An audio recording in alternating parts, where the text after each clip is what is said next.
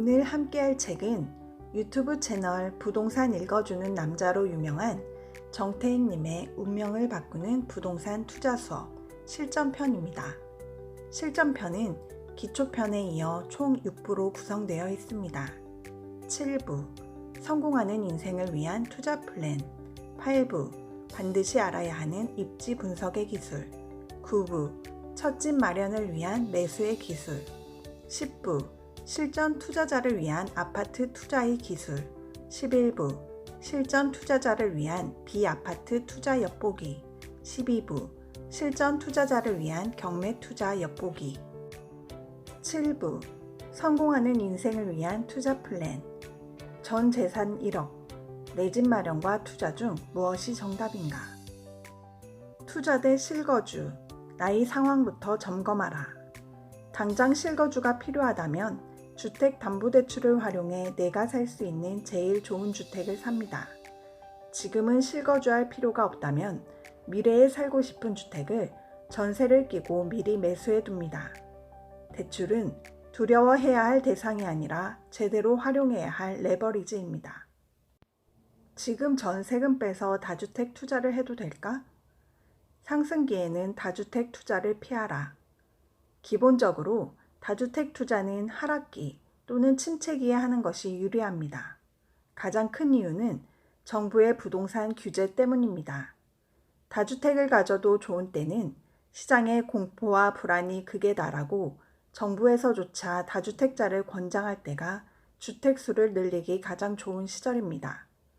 부동산 규제가 완화되었을 때는 전세를 끼고 집을 여러 채 사두면 대출을 받아서 한 채를 매수하는 것보다 훨씬 더 큰 자산을 살 수 있습니다. 반면 규제가 강화되었을 때는 오히려 1주택자 혹은 더 좋은 주택으로 갈아타기를 시도하는 2주택자가 더 많은 레버리지를 쓸 수 있습니다. 다주택자보다 대출이 더 잘 나오고 양도세와 취득세 등 각종 세금으로부터 비교적 자유롭기 때문입니다. 정책이 바뀔 때마다 어떤 방식을 통해 레버리지를 가장 많이 쓸 수 있는가를 항상 생각해야 한다는 말입니다. 적은 돈으로 투자 수익률을 높이는 방법. 적은 돈으로 시작하기에 가장 적합한 투자 방식은 부동산 경매입니다. 물론 초보 투자자가 경매에 뛰어들기로 마음먹기는 쉽지 않습니다. 막연한 두려움 때문입니다. 적정 낙찰가를 고민하며 계속 임장을 다녀야 하고 물건에 문제가 없는지도 따져봐야 합니다. 가장 큰 벽으로 점유자를 내보내는 명도도 있습니다. 그러나 이 모든 번거로움을 감수하고 투자자들이 경매를 선택하는 이유가 있습니다. 일반 매매 대비 손해가 없거나 적습니다. 시세보다 저렴하게 사서 시장가에 파는 것만으로도 수익을 얻을 수 있기 때문입니다. 투자금이 적은 경우 경매를 추천하는 이유가 바로 이것입니다. 손해보지 않는 부동산 투자법은 투자는 필연적으로 리스크를 짊어지는 행위입니다. 리스크를 짊어질 각오가 없다면 투자를 시작할 수 없습니다. 단, 그런 피해를 최소화하는 방법, 리스크를 줄이는 방법은 있습니다. 투자 원칙 1. 글자에 기대지 말고 현장을 가라. 부동산 커뮤니티에 올라온 게시글을 빠짐없이 읽는다거나 부동산 관련 기사를 매일같이 본다거나 유튜브를 열심히 챙겨보는 것은 엄밀히 말해 진짜 부동산 공부가 아닙니다. 진짜 공부는 글자가 아닌 현장의 말에 있습니다. 투자를 하기 전에 직접 해당 지역을 탐방하는 것을 임장이라고 합니다. 글 속에 갇혀 있지 말고 세상 바깥으로 나와 현장에서 경험을 쌓아야 합니다. 내가 살고 싶은 지역이나 관심 있는 곳에 직접 가서 내 눈으로 확인하는 겁니다. 투자 원칙 2. 남들이 싫어하는 것을 대신하라. 투자에는 크게 두 가지 방법이 있습니다.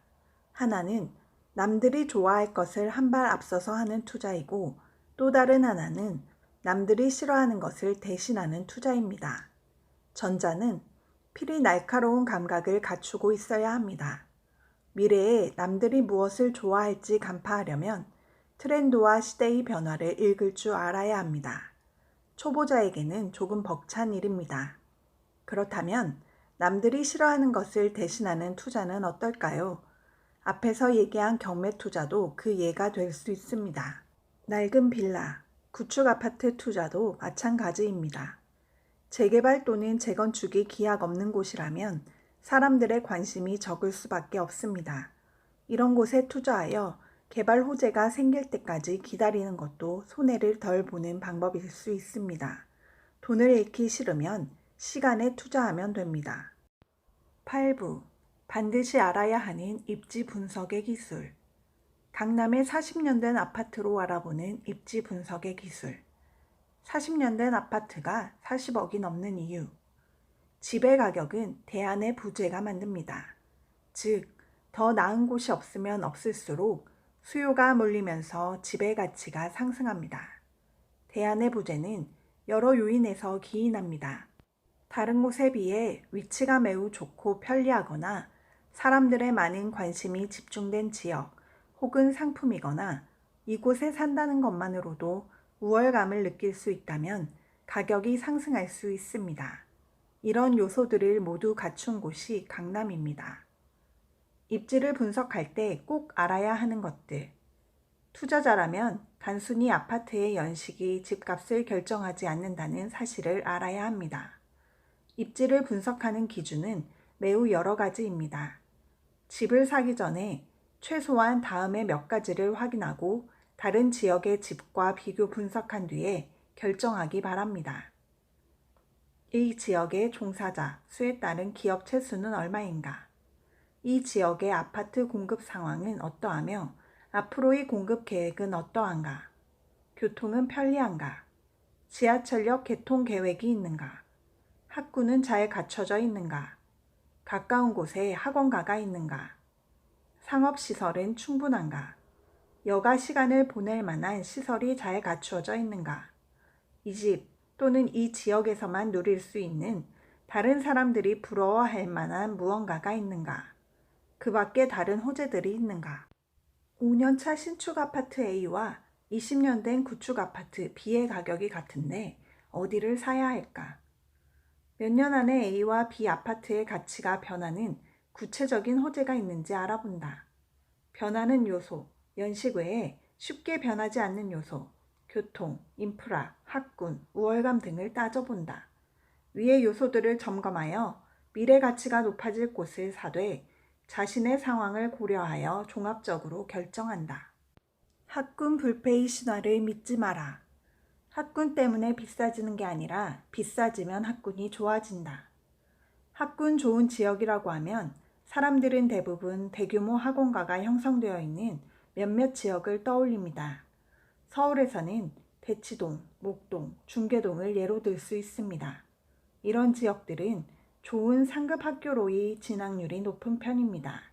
그런데 이를 두고 학군이 형성되면 집값이 비싸진다고 착각을 해서는 안 됩니다. 집값이 비싼 곳의 학군이 좋아지는 것입니다.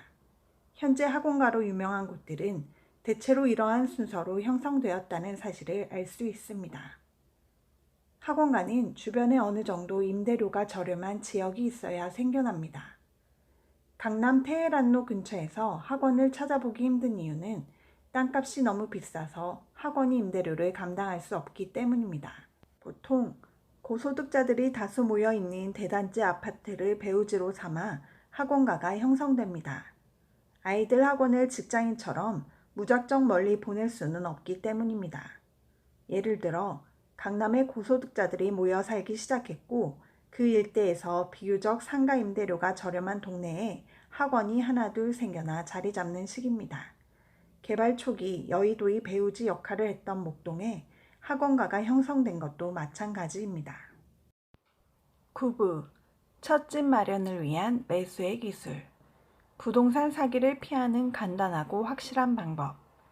대부분의 사람들은 부자가 되려면 많이 벌어야 한다고만 생각하는데 버는 것 못지않게 중요한 것이 있습니다. 바로 지킬 줄 알아야 한다는 것입니다. 보통 사기는 돈은 있는데 아는 것이 없어 속이기 쉬운 사람을 대상으로 삼습니다. 돈 벌고 싶은 욕망은 큰데 공부하기는 귀찮아서 타인에게 의지하는 사람은 위험에 빠지기 쉽습니다. 욕심 때문에 객관성을 잃고 지식이 부족해 사기를 간파해내지 못하기 때문입니다. 그래서 투자를 하려면 치열하게 공부해야 합니다. 다양한 부동산 사기 유형. 1. 낮은 가치의 물건을 비싸게 팔기. 부동산은 보는 관점에 따라 단점을 장점으로 포장하여 말하는 것이 가능합니다. 외지의 교통이 좋지 않은 동네를 조용하고 외부인의 접근이 없는 동네라고 표현할 수도 있고, 산 중턱에 위치해 벌레가 많고 겨울에 다니기 불편한 동네도 숲세권이라며 살기 좋다고 말할 수도 있습니다. 사실 이런 유형은 사기라고 볼 수는 없습니다. 가치가 낮은 것을 가치가 높은 것처럼 포장하는 일은 영업 수완으로 볼 수도 있습니다. 하지만 내가 그런 것을 분별할 능력이 없다면 남들이 싫어하는 물건을 좋은 물건이라 착각하고 매수할 수도 있습니다. 2. 신축 물건 가격 부풀리기. 투자 경험이 적은 사람의 경우 분양업자와 중개인이 손잡고 가격을 부풀려도 그 물건이 실제 가치보다 비싸다는 사실을 알기 어렵습니다. 빌라나 오피스텔을 사면 절대 안 된다는 말이 시중에 떠도는 것도 신축 분양가로 비싼 값에 주고 매수한 뒤 물건 가격이 내려가 피해를 본 분들이 많기에 나온 이야기입니다. 본래 가치보다 비싸게 산 물건은 시간이 지나면서 제 가치로 내려오게 마련입니다. 3. 전세에도 사기가 있다. 전세는 계약이 끝날 때 보증금을 전부 돌려받는다고 생각하기 때문에 대부분 사람들이 큰 고민 없이 계약하는 경향이 있습니다. 그래서 경험 없는 사람들을 노린 전세 사기도 종종 일어납니다. 먼저 신축 빌라의 전세가를 일부러 높여받는 유형의 사기가 있습니다. 한 신축 빌라 전세가 1억 7천만 원 정도인데 2억 원으로 전세를 맞췄다고 가정해 봅시다. 매매가 대비 전세를 높게 잡으면 분양업자 입장에서는 투자금 자체가 적어지기 때문에 이득입니다. 그런데 전세입자 입장에서는 2년 뒤 계약 만기가 되었을 때 시세보다 비싸게 전세 계약을 한 상태라면 새로운 전세입자를 구하기가 어려울 수도 있습니다. 집주인에게 전세 보증금을 돌려달라고 해도 새로운 세입자를 구해야 돌려줄 수 있다는 말만 들을 수도 있습니다. 심지어 어떤 경우에는 해당 빌라가 경매로 넘어가기도 합니다. 그러면 그 집을 다른 누군가가 낙찰을 받아야 하는데 전세입자의 보증금이 너무 높게 설정되어 있으면 하염없이 유찰될 때가 있습니다. 이때 전세입자가 눈물을 머금고 해당 물건을 낙찰받기도 합니다.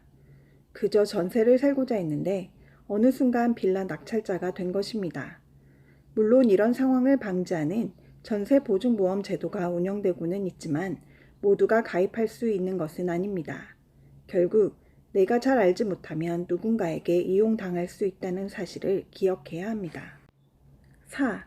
문서 위조. 모든 중개사가 그럴 리는 없지만 소수의 중개사가 작정하고 문서를 위조하거나 집주인을 속여서 돈을 가로채기도 합니다. 소형 오피스텔이나 빌라 같은 경우는 집주인들이 해당 물건의 인근 중개사에게 계약을 전부 위임할 때가 많은데 이런 물건에서 종종 사고가 발생합니다. 흔한 사기 수법 중 하나로는 중개대리인이 전세로 계약을 진행한 뒤에 집주인에게는 월세로 계약했다고 거짓말을 하는 방식이 있습니다. 예를 들어 실제로는 세입자와 9천만 원의 전세 계약을 하고 집주인에게는 보증금 500만 원에 월세 50만 원의 월세 계약을 했다고 속이는 식입니다. 몇 달간 월세가 잘 입금되면 집주인 입장에서는 사기를 당했다는 사실을 알아차리기 힘듭니다. 사실 그 월세는 자신도 모르는 사이 계약됐던 전세금에서 나온 돈입니다. 실제 창원에서는 한 중개사가 이런 식으로 150여 채 오피스텔 전세금을 가지고 잠적한 일이 있었습니다. 이런 일을 겪는다면 어떻게 될까요? 잘 살던 집이 어느 순간 경매로 넘어가고 전세입자는 내 보증금을 찾기 위한 소송도 해야 할 겁니다. 임대인도 본인의 피해 사실과 무죄를 증명하기 위해 기나긴 소송을 해야 합니다. 사기를 피하는 간단하지만 확실한 방법. 1. 소유자의 신분을 정확히 확인하라. 부동산 거래를 할 때 계약 당사자는 임차인과 임대인, 매수자와 매도자입니다. 따라서 매수인과 매도인이 직접 만나 신분증을 확인하고 계약서에 서명을 하는 편이 가장 좋습니다. 그러나 부득이한 사정으로 당사자가 계약서를 작성하지 못할 경우 위임장을 근거로 중개사나 제3자가 대리 서명을 하기도 합니다. 이때는 반드시 신분증 사본과 함께 인감증명서가 첨부된 위임장을 확인하고 거래해야 합니다. 인감증명서의 주민등록번호와 등기부 등본의 소유자 주민번호가 같은지 꼭 확인해야 합니다. 또한 정부 이사 사이트에서 인감증명 발급 사실 확인 탭을 클릭하여 인감증명서의 정보를 입력해보면 위조 문서 여부를 확인할 수 있습니다. 2. 법적 분쟁이 있는 물건을 피하라. 부동산을 매수할 때는 등기부 등본과 건축물 대장을 무조건 확인해야 합니다. 등기부 등본은 해당 건물의 이력서라 할 수 있습니다. 국가기관인 등기소에서 발급하고 관리하므로 위조나 변조의 가능성이 거의 없습니다. 등기부 등본은 중개사에게 요청하여 받거나 대법원 인터넷 등기소에서 직접 찾아볼 수 있습니다. 등기부 등본을 보는 방법에 대해서는 초보 투자자로서 꼭 알아야 할 부분만 설명하겠습니다. 우선 해당 건축물의 소유권에 대한 정보가 담긴 갑구 부분에서 등기 목적을 살펴봐야 합니다. 다른 용어들은 신경 쓰지 않아도 되지만 압류, 가압류, 경매 개시 결정, 가처분, 가등기 등의 용어가 있다면 초보자는 해당 물건을 거래하지 않는 것이 좋습니다. 소유권 이외의 정보가 담긴 을구에서도 등기 목적에 조심해야 할 용어들이 있습니다. 근저당권 설정, 전세권 설정, 주택임차권 등입니다. 전세권 설정에 빨간 줄이 그어져 있으면 말소됐다는 의미이므로 신경 쓰지 않아도 됩니다. 근저당권 설정은 이 집에 대출이 있다는 의미입니다. 집을 담보로 대출을 받는 것은 흔한 일이고 법적 다툼이 있는 것도 아니지만 대출이 있는 집에 전세입자로 들어갔다가 내 보증금을 지키지 못할 수도 있으니 주의해야 합니다. 그러나 부득이하게 대출이 있는 집에 전세를 얻어야 하는 상황이라면 집주인과 계약할 때 근저당 항목을 말소하는 조건으로 계약한다 라는 사실을 특약에 명시하고 잔금 이후 근저당이 소멸되었는지 확인하는 것이 좋은 방법입니다. 보통 집주인이 전세금을 받아서 대출을 갚는 경우가 많은데 가급적이면 전세잔금 당일에 소유자와 은행에 함께 방문하여 대출 상환을 직접 확인하는 것이 좋습니다. 3. 위반 건축물이라는 폭탄을 피하라. 다음으로는 건축물 대장을 꼭 확인해 봐야 합니다. 등기부 등본과 마찬가지로 중개사에게 받을 수도 있고 정부 이사 사이트에서 출력할 수도 있습니다. 건축물의 용도를 확인하고 위반 건축물이라는 표시가 있는지 확인하면 됩니다. 건축물 대장의 용도에는 이 건축물을 정부에서 어떤 용도로 쓰도록 허가해 줬는지 여부가 기록됩니다. 아무리 봐도 빌라와 같은 평범한 주택으로 보이는데 근린생활시설이나 사무소, 숙박시설이라고 쓰여 있다면 일단 주의해야 합니다. 다음으로는 위반 건축물 여부를 확인해야 합니다. 건축물 대장에 위반 건축물이라고 쓰여 있으면 이는 건축물 자체가 법을 위반했다는 말입니다. 이런 물건을 매수하게 되면 위반 사항을 원상 복구할 때까지 이행강제금이라는 일종의 과태료를 지속적으로 내야 합니다. 예를 들어 외관은 빌라와 동일한데 저층을 상가로 허가받은 경우가 있습니다. 굳이 이렇게 하는 이유는 상가를 주택으로 취급하지 않기 때문에 주택을 한두 층 더 올려 지을 수 있기 때문입니다. 규제를 피해 더 많은 집을 짓기 위한 일종의 속임수입니다. 그런데 위반 건축물임에도 불구하고 초보 투자자를 속여 상가에 전세를 들어 살게 하거나 건물 전체를 신축 분양하여 팔아버리는 일이 심심찮게 발생합니다. 이렇게 빌라처럼 생긴 상가를 매수하게 되면 원래의 용도대로 원상 복구할 때까지 이행강제금을 내야 합니다. 이런 곳은 사무실이라는 원래의 용도대로 임대해서는 죗값을 받기가 힘들고 사무실을 주택으로 용도 변경하는 것도 불가능하니 애물단지가 됩니다. 또한 일조권 규제를 피해 4층 이상부터 계단식으로 면적이 좁아지는 건물이 있습니다. 여기에 가벽을 세워 확장해서 쓰는 곳도 모두 위반 건축물에 해당합니다. 이러한 건물을 잘못 매수하면 원상 복구할 때까지 이행강제금을 내야 합니다. 건물 내부에서는 위반 여부를 쉽게 인식하기 어려우니 계약 전에 반드시 건물 외부를 확인해 봐야 합니다. 지금까지 부동산 투자에 있어 꼭 알아야 할 기본 원칙들을 공부해 봤는데요. 저자는 10여 년간 직접 경험하고 깨달은 것들을 이 책을 통해 아낌없이 나눠주고 있습니다. 이제 내용을 받아들이고 실천하는 것은 여러분들의 몫입니다.